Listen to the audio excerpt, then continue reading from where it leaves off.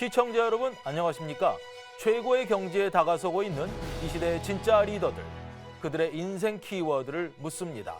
저는 진행을 맡은 김경도입니다. 더 큐 오늘의 초대 손님은 이분입니다. 폭넓은 스펙트럼, 변화무쌍, 어떤 말로도 이분의 활약을 다 설명하기엔 부족해 보입니다. 변호사에서 사모펀드 CEO로 활약하면서 통신사, 엔터사 등 이름만 대면 알만한 기업을 직접 경영하고 있습니다. 사모펀드 업계의 큰손으로 불리우는 박병무 VIG 파트너스 대표 나오셨습니다.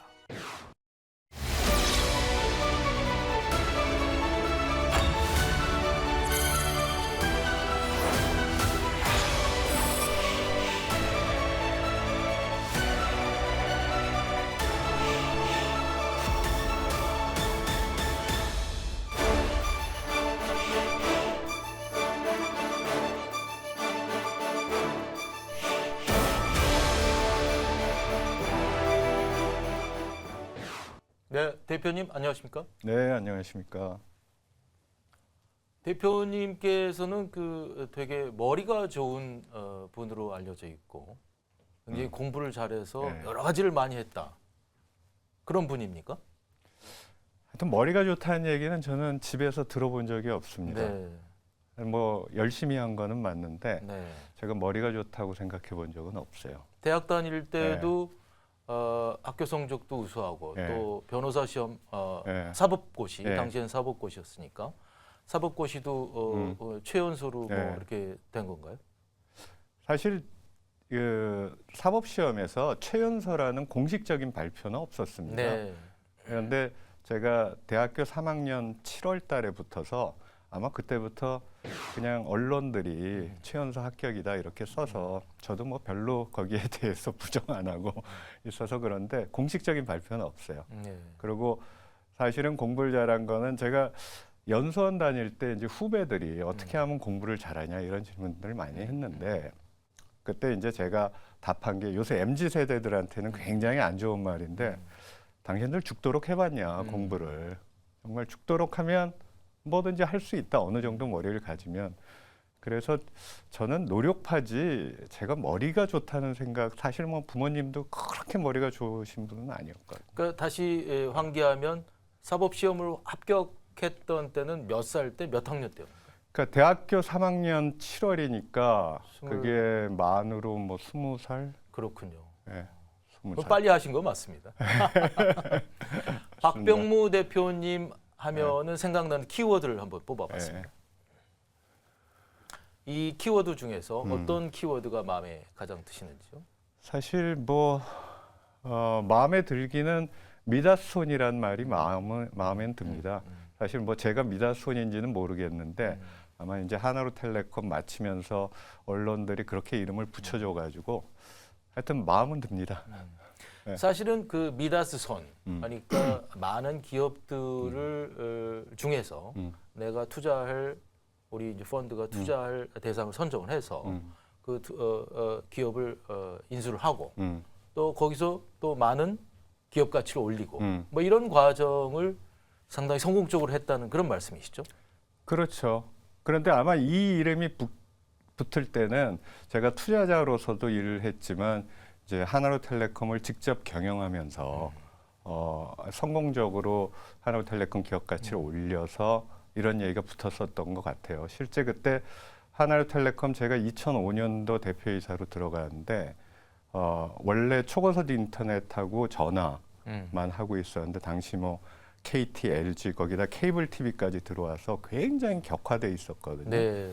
그래서 저희가 뉴브릿지가 투자할 때 주당 가치를 한 5천 원대에 투자했는데 당시 이제 제가 들어갈 때 주가도 한 3천 원대로 떨어져 있었어요. 네. 그리고 그러다 보니까 매출도 하락하고 영업이익도 하락해서 거의 이제 전임 경영진들이 구조조정을 하고 있을 때라 사실은 희망이 없다 그랬습니다. 저도 이걸 들어가야 되는지 말아야 되는지 선배들이 많이 말렸거든요. 그렇군요.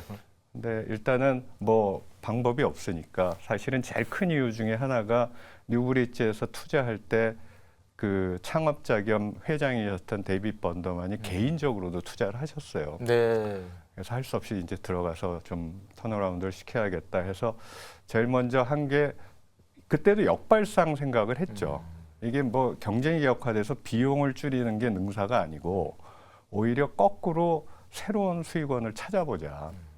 그래서 지금은 OTT에서 뭐 VOD 하는 게 아주 일상화되어 네, 있었지만 그렇습니다. 당시에 이제 처음으로 이제 실시간 방송은 방송법 때문에 못했으니까 아예 방송처럼 VOD를 하자 해서 당시 VOD는 영화만 했는데 그걸 뭐 드라마, 예능, 뭐 뉴스, 다큐멘터리까지 전부 다 VOD로 하는 하나 TV라는 걸 만들어서 실제 한 1년 반 만에 100만 가입자가 됐거든요.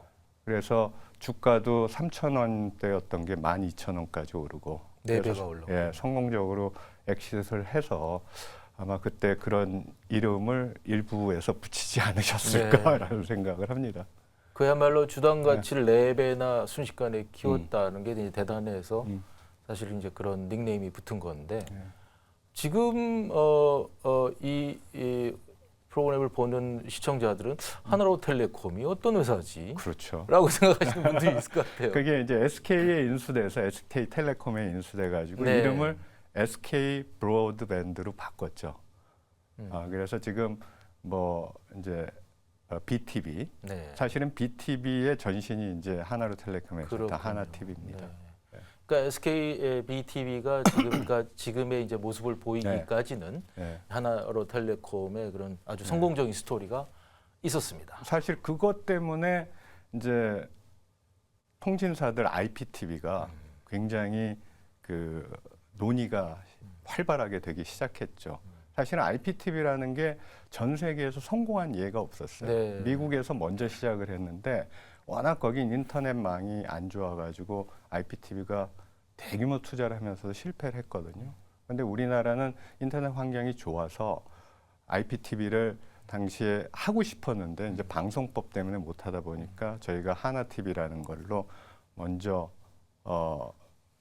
방송 유사하게 치고 나갔던 거죠. 새로운 시도를 네. 하셨던 셈이 그래서 이제 그 이후에 IPTV가 이제 본격화된 거고. 그렇군요. 시청자 여러분들께서는 또 현재 박병무 대표께서 어떤 분이다. 많은 분들이 알고는 계시겠지만 네. 본인을 간단하게 말씀을 해주시죠. 지금은 이제 국내 사모펀드인 VIG 파트너스의 대표 파트너로 있는데요.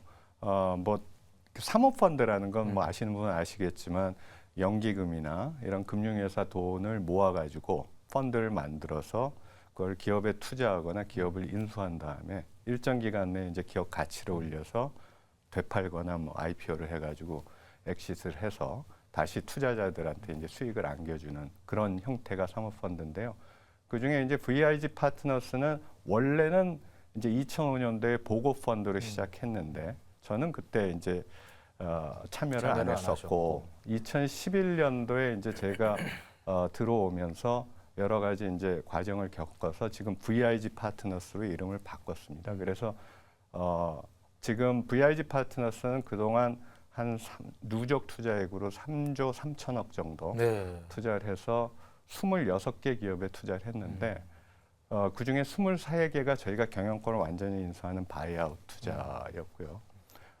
그리고 뭐 아실만한 기업들 26개를 다 알 수는 없는데 아실만한 기업들이 뭐 버거킹, 이스타항공, 바디프렌드, 그다음에 프리드라이프, 뭐 쿤달, 뭐 그다음에 마제스틱 골프하고 같이 한 스마트스코어, 그다음에 옛날로 돌아가면 뭐 동양생명도 있었고 BC카드도 있었고 그런 회사입니다.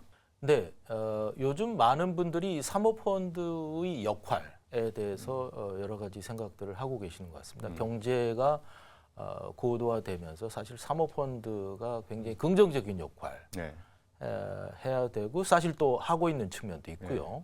조금 더 자세히 사모펀드가 우리 기업 여러 가지 지배구조라는 측면에서도 그렇고 경제적인 측면에서도 그렇고 어떤 역할을 하고 있는지 말씀해 주시죠. 미국에서는 사모펀드가 뭐 피자본주의라고 할 정도로 이제 여러 가지 역할들을 많이 했습니다. 사실은 2000년대 들어가면서 사모펀드 하면 약간 안 좋은 인상을 가지고 네. 있었어요. 뭐 회사를 인수한 다음에 구조조정을 하거나 비용 절감을 하거나. 그런데 사실은 그건 일부 이제 사모펀드고 사모펀드마다 이제 전략들이 굉장히 틀린데 지금은 사모펀드가 우리나라에서 굉장히 많이 발전해서 2010년대 최근까지 보면 우리나라 전체 M&A의 50% 이상, 최근에는 한 60% 가까이가 사모펀드가 이제 하는 M&A입니다. 그렇게나 많이 네. 이제 M&A를 하고 그러니까 있고. 최근 이제 통계를 보면, 근데 사모펀드는 과거에 이제 좋은 역할은 일종의 자금 조달 수단이니까 어려운 회사에 자금을 조달해서 발전시키는 역할을 했는데 요새는 이제 사모펀드별로 굉장히 경영 노하우들이 쌓였습니다. 저희 같으면 이제 소비재 이쪽으로 굉장히 오래 하다 보니까 사실은 전략적 투자자나 기업이라 하더라도 사모펀드하고 같이 손을 잡아서 기업 가치를 높이려는 그런 시도들을 많이 하고 있죠. 그래서 사실은 사모펀드의 긍정적인 역할로 가장 좋게 최근에 이제 나왔던 이스타항공을 보면 네. 사실은 이스타항공도 거의 뭐 코로나를 거치면서 2년 반 내지 3년 동안 비행기를 못 들고 뭐 직원의 절반 이상이 감원당하고 뭐 20대 가까운 비행기가 3대로 줄어들고 이런 굉장히 어려운 과정을 겪었는데 가장 큰 게 결국은 자본 확충이 안 돼서 그랬거든요. 네. 그래서 이제 저희가 대부분의 뭐 1,400억 가까운 돈을 이스타항공에 넣으면서 자본을 확충시키고 그러다 보니까 이제 국토부에서도 빠른 허가를 내주고 그래서 3월 저희가 자금 투자를 한 게 1월 말인데 네. 2월 말에 이제 운항 허가가 나오고 3월 26일 날 첫 비행기를 띄웠습니다. 그럼 지금 첫 비행기가 다니고 네, 있군요. 그래서 이제 사실은 그때 저도 신문 기사 보고 첫 비행기 띄울 때 저희 직원들도 많이 갔는데 이스타항공 직원들이 그렇게 많이 나왔대요. 네. 정말 이렇게 그때 얘기를 들어보면 굉장히 감동적이었다고. 감회가 새로웠다는 네, 얘기인데. 감동적이었다고 얘기 들었는데 사실은 저희가 투자를 하지만 그런 것들이 굉장히 좋은 보람인 것 같습니다. 회사가 살고 결국 직원들도 좋아지고 그다음에 이스타항공이 또 다시 출발하면서 소비자들도 여러 가지 선택권들이 생길 수 있다는 게 사실 저희 같은 투자자가 없었으면 망할 수도 있었던 기업이었는데 하는 생각이 들면 훨씬 좋습니다. 그러니까 어떤 본질적으로 상당히 좋은 이게 자질을 가지고 있는 그런 기업들을 네, 잘 추스리고 성장시켜서 맞습니다. 기업 가치를 충분히 키워주는 그런 네. 역할을 한다고 봐야 되겠습니다. 그렇습니다. 거기다가 이제 경영 노하우까지 그렇죠. 저희가 이제 차곡차곡 쌓아가기 때문에. 근데 사실 미다스 손이라고 얘기하는 거는 그만큼 이렇게 바이아웃 또는 이렇게 M&A를 했던 네, 기업들마다 상당히 이 기업 가치가 많이 올라가고 맞습니다. 주주 가치가 올라갔다는 얘기 아니겠습니까? 그렇게 봐주시면 고맙죠. 실제로. 사실은 그럼 뭐 23개 가끔 힘든 기업도 있었어요. 그렇죠. 사실 전반적으로는 그렇게 나쁘지 않았습니다. 이제 저희가 추구하는 게 안정적으로 수익을 내는 건데 사실은 뭐 기억하라면 거의 10년도 지난 일이지만 이제 저희 1호 보고펀드 시에 1호 펀드에서 LG 실트론이라는 회사를 투자한 적이 있어요. 근데 투자를 하면서 이제 금융을 많이 붙여가지고 투자를 했는데 사실은 LG 실트론은 나중에 SK가 인수해서 굉장히 효자가 된 거죠. 그게 웨이퍼를 만드는 회사인데 당시에 이제 투자할 때 그 반도체 사이클하고 거꾸로 타가지고 그때 이제 금융위기 뭐 남유럽 사태 겪으면서 사실은 경기가 안 좋아졌거든요. 그때 이제 저희가 투자할 때 인수금융까지 같이 있어가지고 사실은 인수금융단에서 디폴트를 낸 적이 있습니다. 그래서 그게 굉장히 아까웠는데 사실은 그때는 이제 이미 10년 전이고 우리나라 금융계도 그렇고 사모펀드계도 그렇고 별로 경험이 많지 않아서 그걸 어떻게 극복해야 될지 잘 몰랐는데 요새 같으면 사실은 지금만 생각하면 여러 가지 좀 더 좋게 극복할 수 있는 방법들이 많았을 거라고 생각합니다. 26개의 기업의 주인인 셈인데 예. 그럼 대기업 그 그룹 집단의 회장님이시네요, 사실은. 뭐 그렇게 볼 수도 있지만 이제 사실은 대기업하고 저희 사모펀드하고 가장 틀린 거는 사실은 대기업은 26개가 있으면 하나의 그룹으로 취급을 하지 않습니까? 근데 이제 사모펀드는 이제 각 펀드별로 또 투자한 것들이 틀리고 그래서 투자한 회사의 기업 가치만을 생각하지 이 26개가 있더라도 A 회사가 B 회사를 지원하거나 이런 건 하지 않습니다. 그러니까 정말 지배 구조를 굉장히 투명하게 가져가서 그 기업만 살리도록 아니면 가치를 올리도록 노력하기 때문에 그런 점에서는 대기업 그룹하고는 조금 틀린 이른바 측면이 있죠. 문어발식은 아니다라는 아니죠. 그러니까 네. 투자를 하더라도 그 기업의 가치만을 올리고 그다음에 이걸 뭐 영원히 가져가는 건 아니고 한 4, 5년, 5, 6년 있다가 또 되팔기도 하고 주인을 찾아들이기도 하기 때문에 그런 점에서는 굉장히 틀리다고 봅니다. 투자 대상 기업을 선정할 때 굉장히 다른 사모펀드와는 조금 더 사뭇 다른 그런 역발상 투자를 상당히 중요하게 생각한다. 네. 이런 얘기를 합니다. 그게 네. 어떤 뜻인가요? 사실은 이제 저희 이제 이건 VIG 파트너에서 자랑으로 들으면 안 되는데 저희가 이제 업계에서 평판이나 이제 저희가 잘해왔다라고 생각하는 거는 남들보다 항상 먼저 시작을 합니다. 이게 뭐 사람들이 다 이쪽이 좋다라고 해서 투자를 하면 뭐 좋은 결과가 나올 수도 있겠지만 또 시장보다 수익률이 떨어질 수도 있는 거라 한번 거꾸로 생각을 해보자. 그래서 뭐 모든 경우에 저희가 이렇게 그 중개업자가 이런 거를 인수해라라고 가지고 오는 것보다 저희가 먼저 매크로를 스터디를 한 다음에 회사를 찍어서 먼저 접촉을 하는 경우가 지금까지 굉장히 많았어요. 그렇군요. 그중에 뭐 대표적으로 프리드 라이프 하면 상조 회사인데 지금은 뭐 제일 큰 우리나라에서 제일 큰 상조 회사고 자산 아마 상조 회사의 자산이 2조 3천억이다 그러면 좀 놀라실 거예요. 그렇군요. 네. 그다음에 선수금이 2조고 가입자가 200만 명인데 사실은 이렇게 될 때까지 뭐 우여곡절이 많았습니다. 저희가 2015년도에 상조 회사를 처음 봤는데 그때는 상조 회사가 한 300개쯤 난립이 돼 있었고 어차피 고령화로 가면서 해외에서는 상조 회사가 커 나가는데 우리나라는 그렇게 난립이 돼 있는 상태에서 아마 이제 신문 찾아보시면 아시겠지만 뭐 횡령, 배임 뭐 이런 스캔들들이 굉장히 많이 일어났어요. 그래서 사람들의 불신이 굉장히 많았는데 발전해야 될 산업이지만 불신은 많은. 그렇다면 이제 좋은 지배 구조를 만들고 거기에 자본 확충을 탄탄히 해서 이제 신뢰를 주면 발전할 수 있지 않겠냐. 시작을 해서 300개 난립된 회사를 저희가 2016년도에 처음 투자하고 7개, 8개를 다 합쳤죠. 그 중에서 이제 마지막으로 2020년도에 이제 프리드 라이프를 합쳐서 이름도 다 프리드 라이프로 바꾸고, 그래서 사람들은 처음에 이제 저희가 그 상조 회사에 투자할 때 뭐 조그만 회사 이 지저분한데 왜 투자하나? 왜 그런 회사를 투자하느냐? 왜 이런 거부터 하냐부터 시작을 했는데 결과적으로는 굉장히 어떻게 보면 투자하는 것 중에 남들이 부러워하는 그러한 투자 대상이 돼 왔습니다.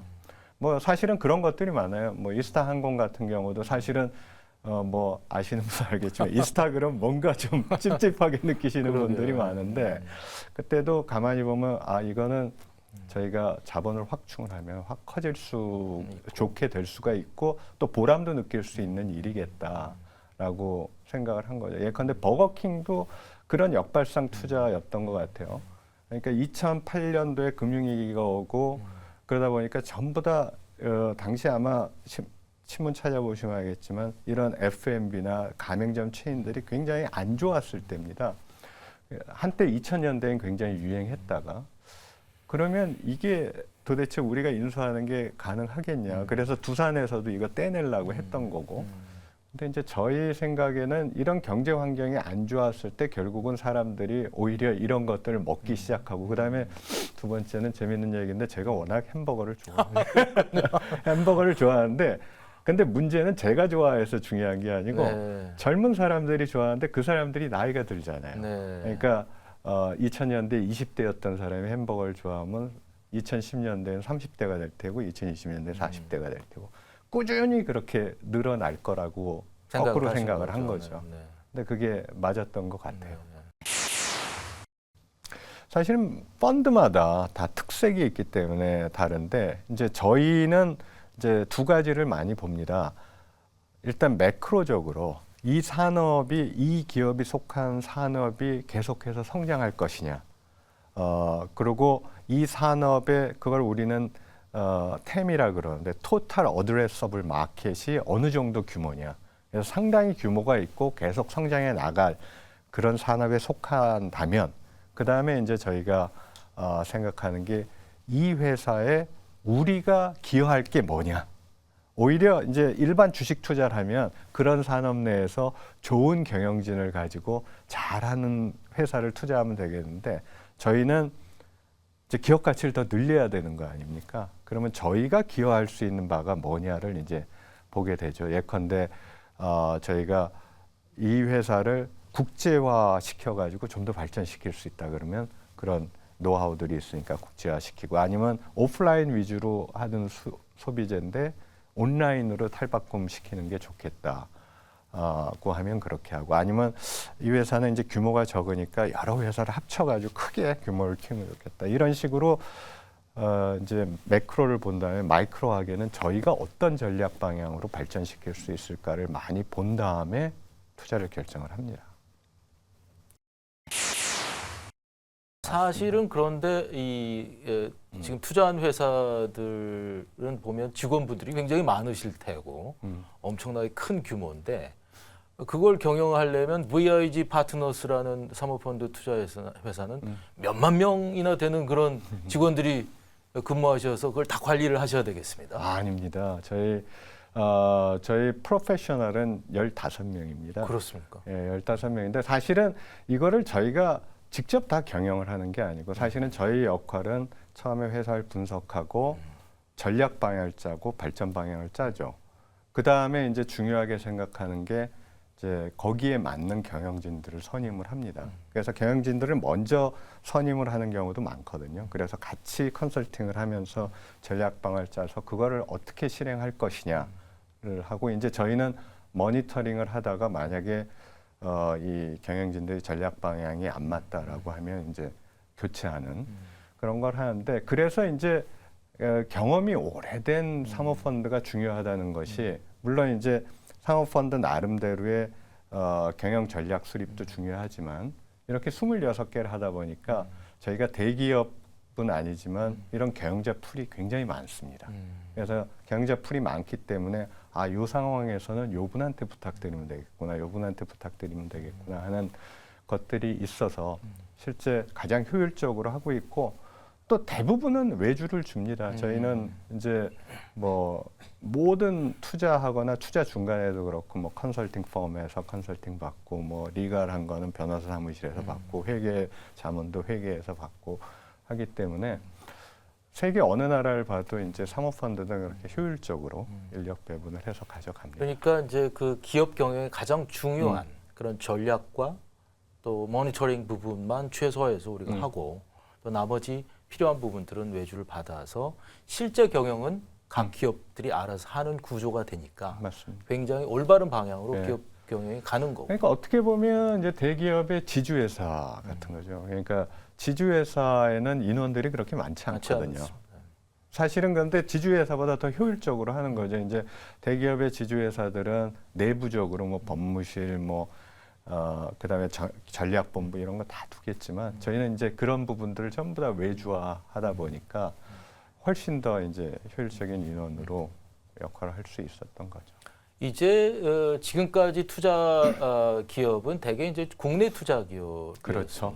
이제 앞으로도 그런데 사실은 이제 2010년대 초반까지는 순수 국내 기업들이 많았는데 저희가 투자한 거 중에서 국내 기업이지만 국내 기업으로 보기가 어려운 것들이 점점 많아지고 있어요. 그렇습니까? 예컨대 이제 저희 투자 회사 중에 본촌이라는 회사가 있는데 이게 한국 프라이드 치킨을 만드는 회사입니다. 근데 못 들어보셨잖아요. 네, 네, 네. 못 들어보셨는데 전 세계에 450개 매장을 가지고 있습니다. 전 세계. 한국에는 없고 미국에 130개 매장이 있고 동남아에 있고 최근에 이제 파리에 파리에도 매장을 2개나 냈거든요. 네. 오스트레일리아도 내고.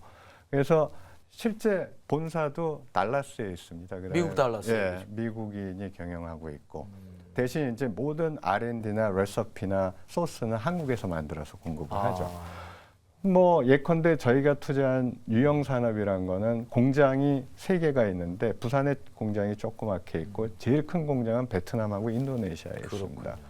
뭐 또는 이제 쿤달이라는 뭐 아니면 스타비전이라고 컬러 렌즈 만드는 오렌지라는 회사는 저희가 인수한다면 매출의 한 5-60%가 이제 해외에서 일어나고 있거든요. 그래서 점차 우리나라가 지금은 시작은 K-팝, K-컬처로 시작했는데 이렇게 전 세계적으로 나가보면 K-브랜드에 대한 갈망들이 많아가지고 굉장히 국내 기업이지만 글로벌화되고 있습니다. 그래서 이미 그렇게 시작해서 다음 펀드의 목표는 이제 조금 더 글로벌화된 그런데 투자를 해보면 좋지 않겠나 하는 게 제 나름대로 생각을 하고 있습니다. 뭐 순수 미국 기업이라든가 아니면 유럽에 뭐 있는 기업이라든가. 아직까지 거기는 이제 조금 더 생각은 해봐야 될 것 같아요. 그러니까 사실은 이제 제가 TPG에 있을 때도 대부분 미국의 사모펀드가 이제 3개를 주름잡고 있는데 그 사람들도 이제 아시아에 투자하기까지 뭐 TPG든 KKR이든 블랙스톤이든 이런 데가 미국에서 80년대에 만들어졌거든요. 근데 실제 아시아에 투자할 때가 2000년대 후반부터 중후반부터 했는데 거의 20년 이상의 세월을 자기네들이 쌓고 나서 이제 해외에 진출하기 시작했죠. 마찬가지로 물론 지금 적극적으로 하는 데도 있겠습니다만 조금 더 하여튼 저희 실력을 길러가면서 스텝 바이 스텝으로 가는 게 우리나라 사모펀드, 그러니까 토종 사모펀드라고 할 수 있는 거죠? 네, 그렇죠. 이 토종 사모펀드의 이 경쟁력이 그러면 글로벌 사모펀드들하고 비교해서 굉장히 이렇게 어떤 높은 수준입니까? 어떻다고 보십니까? 그 사람의 질적으로 보면 거기 있는 프로페셔널의 질로 보면 저는 상당히 높은 수준이라고 생각합니다. 네. 우리가? 예, 우리나라. 네. 우리나라 이제 토종 사모 펀드들이. 근데 이제 이 문제는 뭐냐면 이제 글로벌 펀드나 이런 데에 비해서 아직까지도 자금력이 그렇게 뒷받침이 안 되죠. 사실은 글로벌 펀드 같으면 뭐 몇십조, 몇백조 단위의 사모펀드들인데 우리나라는 이제 큰데 해봐야 뭐 저희처럼 몇 조에서 뭐 10조 이 정도기 때문에 자금력의 차이가 굉장히 많고 그러다 보니까 해외 네트워크도 그렇게 크지가 않습니다. 이미 뭐 글로벌 펀드들은 뭐 각 대륙별로 전부 다 네트워크가 있는데 일단 자금이 커져야 네트워크도 형성될 수가 있는데 지점도 만들고 그게 아직까지는 좀 시간이 걸릴 문제인데 사실은 우리나라의 지금 경제 수준이 과거에 비해서는 굉장히 올라왔고 그다음에 우리나라 소위 LP라고 얘기하는 궁극적인 투자자들의 규모도 뭐 국민연금을 비롯해서 굉장히 커져 있기 때문에 우리나라도 좀 더 빠른 속도로 가지 않을까라는 생각은 합니다. 그 자금력을 얘기하셨는데 사실은 이제 사모펀드가 어떤 자금을 어느 정도 모으고 또 그 자금은 어떤 성격의 자금들이고 또 이걸 또 이건 이제 투자한 자금이기 때문에 그렇죠. 이걸 또 나중에 돌려줄 때 어떻게 되고 네. 하는 그 과정을 또 시청자분들께서 많이 궁금해하실 것 같아요. 사실 사모펀드들의 가장 큰 투자자들은 이제 연기금들입니다. 연기금. 그러니까 뭐 우리로 얘기하면 국민연금, 뭐 네. 사학연금, 각종 공제들 많지 않습니까? 저희들 그럼 나중에 리타이어하면은 제가 막중한 책임감을 그래서 저희가 가장 큰 저희의 투자자는 국민연금이기 때문에 제가 잘못하면 제 연금도 박살나기 때문에 정말 신중하게 해야 됩니다. 그 다음에 이제 보험사들, 아무래도 이제 장기적으로 자산 운용을 해야 되는 데들이 사모펀드에 투자를 많이 하죠. 그 외에 이제 금융기관들 또는 이제 요새 커지고 있는 LP줄 중에 하나가 워낙 기업을 크게 해가지고 돈을 많이 번 개인들이 많습니다. 전 세계적으로. 아, 진짜 개인들. 예, 진짜 네, 개인들. 진짜 개인. 그 사람들이 이제 패밀리 오피스라는 걸 만들어가지고 네. 굉장히 크게들 운용을 하시거든요. 뭐 몇 조씩 있으신 분들도 있으니까 그런 분들도 이제 들어오기도 하고 이제 우리나라는 좀 다르지만 미국 같으면 학교 재단이 굉장히 큽니다. 또. 그렇군요. 학교 재단이 네. 커서 미국에서 들어오기도 하고요. 그래서 저희 보면 저희만 보면 구성이 이제 국내 해외 반반씩 돼 있는데 투자자가 국내는 아까 말씀드렸던 국민연금을 비롯해서 여러 가지 이제 각종 공제회 금융기관들이고 해외도 마찬가지로 뭐 캐나다나 싱가포르에 있는 연기금들, 뭐 보험회사들 이런 데로 돼 있습니다. 그럼 그런 투자자들과 개별적인 투자 약정을 맺는 것이죠. 그렇죠. 그런데 이걸 다 달리할 수는 없으니까 네, 네. 일률적인 뭐 조건을 이렇게 해서 뭐 우리가 이 관리 보수는 매년 뭐 몇 %를 받는다. 그 다음에 뭐 어느 정도 성과를 내면 그거보다 초과되는 거는 저희가 성공 보수 개념으로 얼마를 가져간다. 투자금 모집을 하던 시기에 그런 조건들을 정해서 그렇죠. 정해서 일률적으로 이제 하게 예, 되는군요. 그래서 일률적으로 제시를 하면 이제 그걸 가지고 이 회사 이 투자 회사 괜찮은 데다라고 하면 이제 개별적으로 다 약정을 하면 그때 펀드라는 게 만들어지죠. 만들어지고. 저희 같으면 이제 이런 블라인드 펀드가 4개째 됐고 이번에 이제 다시 5호째 만들려고 하는데 그렇군요. 그럼 펀드가 한 개 만들어져. 펀드의 규모가 어느 정도 됩니까? 그러니까 계속 달라집니다. 저희 같으면 물론 프로젝트 펀드도 있지만 2호에서는 4천억, 3호에서는 7천억, 그 다음에 4호는 거의 1조 네. 이렇게 쭉 커왔습니다. 이제 네. 5호는 그 정도고 이제 더 큰 데도 있고 더 작은 데도 있죠. 있고. 그래서 펀드가 만들어지면 대개 이제 투자를 한 3, 4년 내에 하도록 요청을 하고 그 다음에 한 10년 정도 펀드인데 그 다음에 나머지 4, 5년 동안은 이제 회수를 하도록 요청을 하죠. 물론 이제 투자한 게 다 틀리니까 시기가. 그래서 이제 투자를 다 하게 되면 다시 이제 펀드를 만들어 가지고 하고 그 사이에 이제 회수가 되면 이제 돌려드리는 거죠.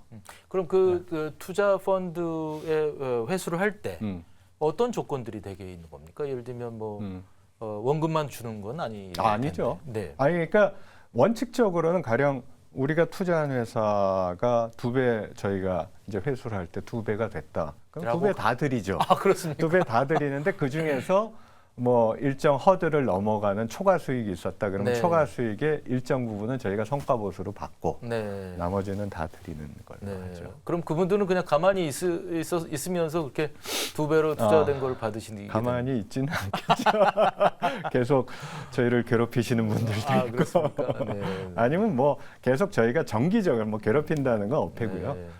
정기적으로 저희가 보고를 하죠. 그리고 매년 이제 주주총회 비슷하게 투자자 정리 모임을 합니다. 그래서 저희가 국내 투자자를 대상으로는 봄에 하고 가을에는 해외 투자자들 대상으로 정기 모임을 하고 분기마다 계속 이제 투자한 내용, 그다음에 실적들 뭐 이런 것들 보고를 하고요. 그리고 중간중간에 한 번에 회수하는 게 아니라 중간중간에 여러 가지 방법으로 회수를 합니다. 가령 뭐 회사 실적이 좋아서 배당을 하면 또 배당한 돈 돌려드리고 또는 이제 요새 많이 유행하는 게 리캡이라 그러거든요. 그래서 실적이 좋으면 다시 파이낸싱을 해서 또 돌려드리고 뭐 이런 식으로 중간중간에도 계속 돌려드리죠. 사실은 그런데 이 사모펀드가 꼭 좋은 것이냐 또 그렇지 않다. 사모펀드가 들어오면 전부 다 뭐 구조조정만 하고 회사를 못 살게 만들어 가지고 되게 뭐 나쁜 짓을 많이 하는 것 같다라고 주장하시는 분들도 많아요. 맞습니다. 그거는 이제 사모펀드마다의 전략의 문제인 것 같아요. 사실은 제가 이제 글로벌 펀드에 있다가 이쪽 그 이제 토종 펀드라고 할 수 있는 그 펀드에 온 이유도 사실 글로벌 펀드들은 이제 완비된 회사 큰 규모의 인수를 하니까 완비된 회사를 이제 큰 돈으로 사는 경우가 많은데 사실은 그 경우에 소위 얘기하는 뭐 영업이익이나 에비타를 늘리려면 비용 절감도 상당히 해야 되거든요. 뭐 여러 가지 비용 절감을 하다 보면 뭐 일부는 안 되는 사업 접기도 하고 그래야 되는데 굉장히 거기에 이제 혼란이 많이 왔어요. 아니 뭐 혼란이라기보다 좀 좋은 면도 있지만 굉장히 가슴 아픈 면도 있고. 근데 이제 저희 쪽의 전략은 성장할 수 있는 회사를 골라서 저희가 투자를 해가지고 계속 뽑아 나가자. 그래서 사실 26개 회사 중에 저희가 인원을 구조조정하는 회사는 거의 없습니다. 네. 계속 이게 늘어났지. 네. 인원이 계속 늘어났지. 뭐 바디프렌드나 버거킹 이런 데는 오히려 고용 창출 상까지 받았거든요. 그러니까 결국은 전략의 문제인 것 같아요. 이걸 투자를 해서 성장을 시켜서 저희가 이득을 보느냐, 아니면 조금 구조조정을 통해 가지고 이익을 남겨서 또 이득을 보느냐, 이런 전략의 문제인데 그런 과거에 그런 구조조정을 많이 했던 펀드들 때문에 그런 인상들이 많이 남지 않았나. 근데 다 틀리다. 아까 사법시험 얘기를 했는데 사실은 사법시험을 합격하면 판사검사가 되셨던 거죠? 그때는 뭐 당연한 코스라고 생각을 했죠. 아, 근데 그게 아니셨나요? 전 이제 김현장에 갔습니다. 아, 바로 로펌으로 가셨군요. 예. 그건 왜 그러셨습니까? 더군다나 우수한 성적으로. 사실은 제가 학교 다닐 때도, 고등학교 다닐 때도 경영대에 굉장히 관심, 네. 뭐 경영을 좀 해봤으면 좋겠다. 그리고 그때 이제 70년대 막 우리나라가 경제 성장 수출 드라이브 막 하고 있었지 않습니까? 그래서 뭐 해외 상사맨들 이렇게 막 드라마에 나오는 건 멋있기도 하고, 그때 네. 해외여행이 잘 안 됐으니까 이제 외국에 나가기도 쉽고 그랬는데 사실은 부모님한테 속았죠. 뭐 부모님이 공부 잘하니까 네. 너 법대를 가면 다 할 수 있다. 네. 법대를 가라. 네. 그래서 사실 법대를 갔는데 보니까 법대에서는 할 게 사법시험밖에 없더라고요. 일단은. 그래서 사법시험을 보고 났는데 사법시험 보고 나면 뭐 다 끝나는 줄 알았죠. 아니 뭐라도 이제 자연스럽게 할 수 있는데 보니까 또 사법연수원 가야 되고, 연수원 가면 또 법무관 가야 되고, 그러니까 선택할 수 있는 게 판검사, 변호사밖에 없었어요. 실제 뭐 딴 걸 하고 싶어도. 그래, 뭐 그런 면도 있었고, 또 하나는 당시가 이제 80년대라 50 군사독, 소위 얘기하는 군사독재 시절 아닙니까? 그래서 이게 판검사를 가는 게 맞나 하는 개인적인 좀 고민도 있었고, 근데 마침 김현장에서 이제 기업 법무를 많이 한다고 해서 그쪽에 연이 돼서 가게 됐죠. 근데 사실 제가 갈 때, 요새는 김현장 그러면 다 알고 뭐 뉴스에도 알고 택시 운전사도 알더라고요.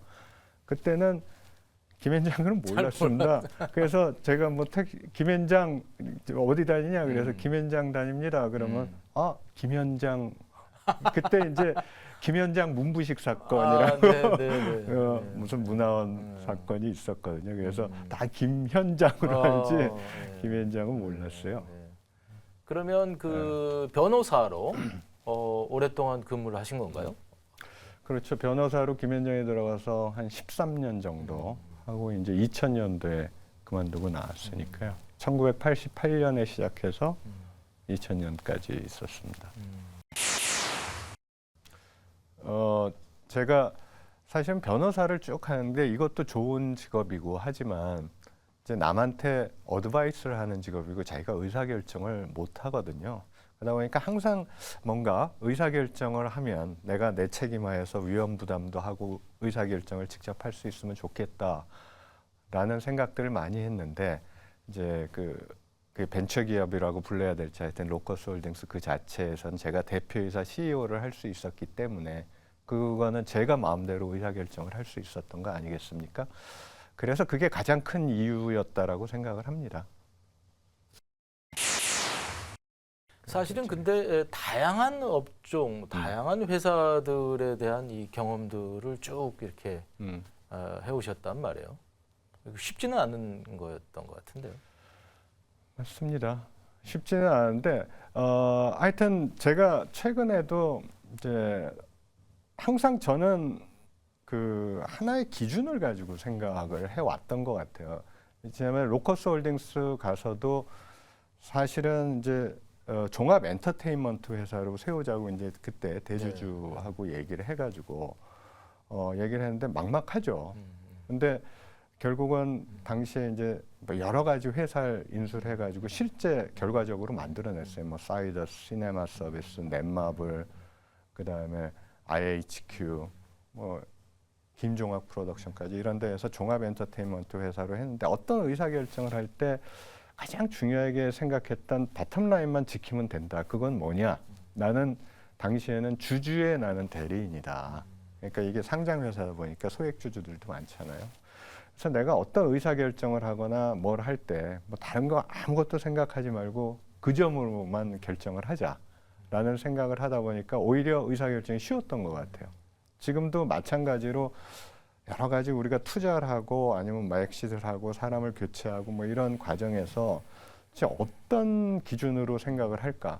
뭐 기준은 딱 하나다라고 저는 생각합니다. 우리 투자자, 우리 LP들한테 가장 득이 되는 게 뭐냐로 생각을 하다 보면 의외로 문제가 쉽게 풀리는 것 같아요. 그렇군요. 대신 그걸 하기 위해서는 제가 항상 후배들한테 얘기를 하는 게 사람은 이렇게 열심히 노력을 해야죠. 열심히 노력은 하는데 보통은 여기까지 노력을 한다 이거죠. 이게 보통의 한계지.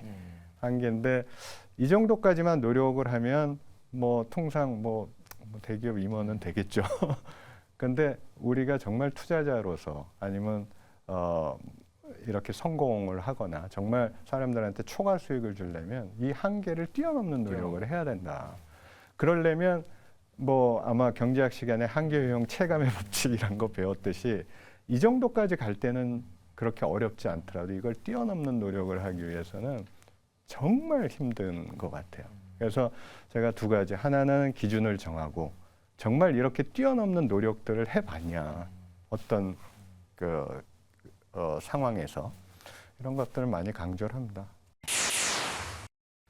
하여튼 이 투자나 경영을 하면서 사실은 두 분을 꼽을 수가 있는데 한 첫째 분은 이제 김앤장 법률사무소의 김영무 변호사 대표 변호사님이시죠. 창업자시고 그분은 사실은 김앤장이라는 조직이 굉장히 우수한 사람들이 모여 있는 그런 데라 이제 그 관리하기가 그렇게 쉬운 게 아니거든요.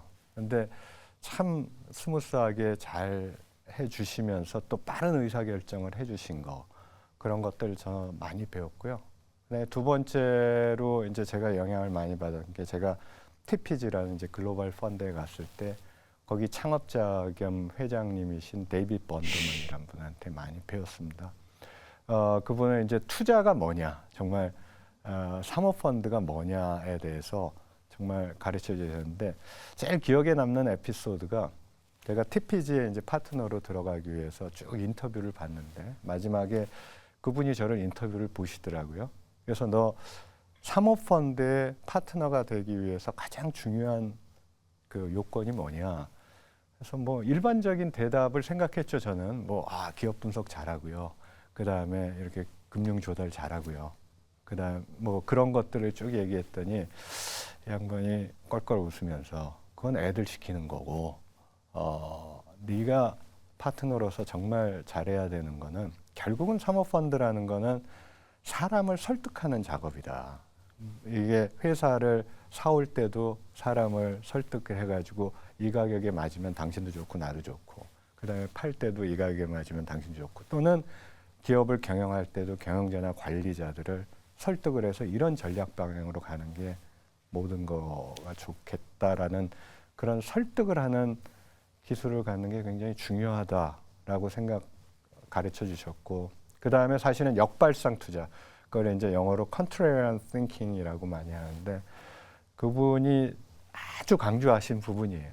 그러니까 우리가 투자자로서 초과 수익을 내기 위해서는 남들처럼 투자해서 어떻게 받냐 항상 역으로 생각하는 사고 방식을 가져야 성공할 수 있다라는 것을 많이 가르쳐 주셔서 굉장히 영향을 많이 받고 있습니다. 그런 기업 경영에 이 근성들이 있으셔서 그 자제분들도 지금 이런 기업 경영을 하시는 건가요? 맞습니다. 그 자제분이 아니라 아들 하나. 네. 사실은 저는 굉장히 반대했어요. 네. 이 친구가 워낙 고등학교 다닐 때 말썽을 많이 피웠거든요. 네.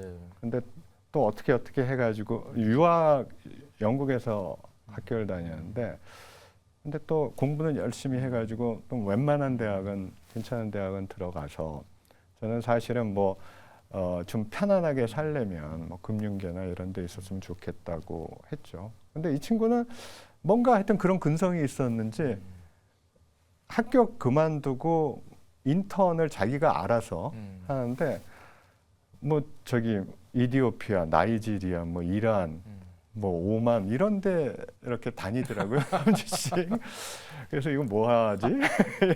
그래서 막 쭉 얘기를 하다 보니까 자기는 이제 사업을 하겠대. 그래서 가만히 얘기를 들어보니까 뭐 그런데 그런 나라와 사업을 하면 어떤 나라, 그때가 크로아티아인가 거기서 했는데, 우리가 굴리는 우리 펀드 사이즈가 뭐 한 몇 조 된다. 네. 그러니까 그 나라 뭐 대기업하고 하여튼 그래서 제가 이제 얘기를 한 게, 그러면 사업을 하려면 제가 두 가지예요. 네가 지금 거기서 이렇게 무역을 하거나 아니면 와인, 그런 동유럽에서 와인 수입하면 참 좋겠다. 그래서 제가 한마디만 했어요. 너는 장사를 하고 싶냐, 사업을 하고 싶냐. 그랬더니 얘는 구별이 안 가는 것 같아요. 사실은 대부분 사람들 구별 안 가지만, 장사는 어떤 행동을 해가지고 이득을 보려고 하는 게 장사고, 사업이란 거는 그 세상 사람들한테 뭔가 자기가 새로운 걸 일궈가지고 세상 사람한테 이득을 줘서 거기서 자기도 좋고 세상 사람도 좋은 게 사업인데, 너 와인 수입을 한다는 거는 장사지 사업은 아니지 않냐? 그래서 하려면 제대로 해라. 라고 해서 뭐 저랑 상의도 하고, 자기가 그러면 뭘 할까 막 찾더라고요. 찾는데 이제 궁극적으로 찾은 게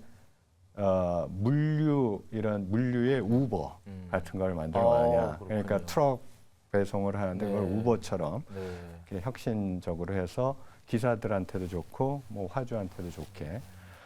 지금은 뭐 투자도 많이 받고 M&A도 많이 하고 해서 지금은 매출이 한 2천억 됩니다. 아버지가 부모 조부모께 속았다고 생각하시는 걸 이제 다시 한번 반복하지 않기 위해서 보는 맞습니다. 기왕 그렇게 시작한 거 그러면 네. 처음부터 제대로 하라라는 거죠. 네. 네. 앞으로 올 한 해 계획이 있으시다면 어떤 게? 올 한 해요. 네. 사실 올 한 해는 저희가 이제 새로운 펀드를, 이제 오호 펀드를 만들어야 되니까 이제 잘 오호 펀드를 만들어서 잘 투자를 하는 게 제 단기적인 회사에서의 계획이고, 사실 그럼으로써 이제 VIG 파트너스가, 제가 뭐 이제 나이도 있으니까 언젠가는 은퇴해야 될 텐데, 은퇴하더라도 계속 좋은 이제 지속 가능한 그런 상호 펀드로 남게 했으면 좋겠습니다. 그게 사실은 VIG 파트너스에 대한 바람이죠. 네. 그리고 뭐 당연히 가족들에서는 사업 잘 되고 네. 하면 좋겠고. 하여튼 굉장히 진부한 얘기일 수도 있고, MZ 세대들이 되면 더 진부하다고 생각할 수 있지만, 저도 그렇고 제 아들한테도 항상 얘기하는 게 진인사 대천명입니다. 자기가 할 일을 다 최선을 다해서 다 하고 그 다음에 결과를 기다리는 게 맞지 않겠느냐.